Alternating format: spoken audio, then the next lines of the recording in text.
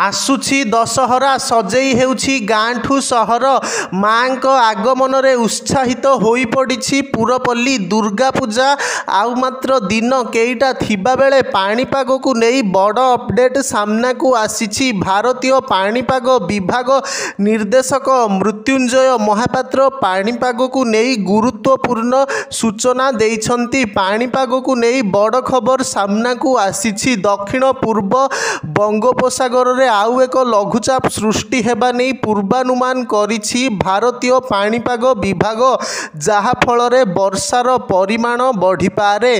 तेबे दशहरारे वर्षा हेबो कि नाही से नहीं बड़ अपडेट देइछन्ति भारतीय पाणीपाग विभाग निर्देशक मृत्युंजय महापात्र।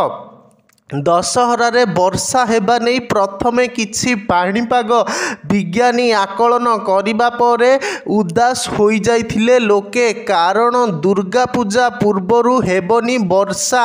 वर्षा हेले पूरा पूजा फीका पड़ी जिवो, किंतु लघुचाप हेले भी वर्षार परिमाण सेतेटा अधिक नथिबा कहिछन्ति आईएमडी डीजी मृत्युंजय महापात्र, जहा फल रे पाणीपाग को नहीं सामान्य आश्वस्ति मिली।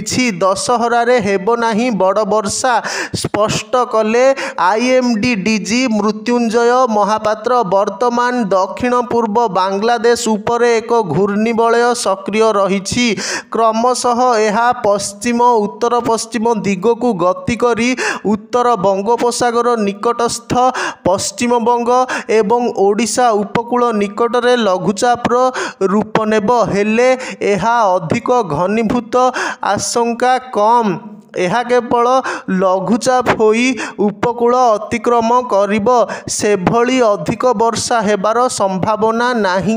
जदि भी वर्षा हुए गोटे दुईटी स्थान रे अधिक होई पारे, किंतु दुर्गा पूजा भितरे अधिक वर्षा भय नाही। वर्तमान एहाकू नेई कौनसी बात्या भय नाही बोली स्पष्ट करिछन्ति भारतीय पाणीपाग महानिर्देशक मृत्युंजय महापात्र। एहार प्रभाव रे 4 तारिख बेलू उत्तर ओडिशा रे वर्षा संभावना रही। एने आईएमडी डीजी मृत्युंजय महापात्र बड़ सूचना देइछन्ति। 4 तारिख पर उत्तर ओडिशा और एहार पार्श्ववर्ती जिले में वर्षा परिमाण बढ़िबो। किछि घरोई मॉडल बात्या आकलन करुथिबा बेले एहाकू एडाइछन्ति आईएमडी डीजी। एपरिकी दशहरा रे भी विशेष वर्षा नाही बोली कहिछन्ति भारतीय पाणीपाग विभाग निर्देशक मृत्युंजय महापात्र।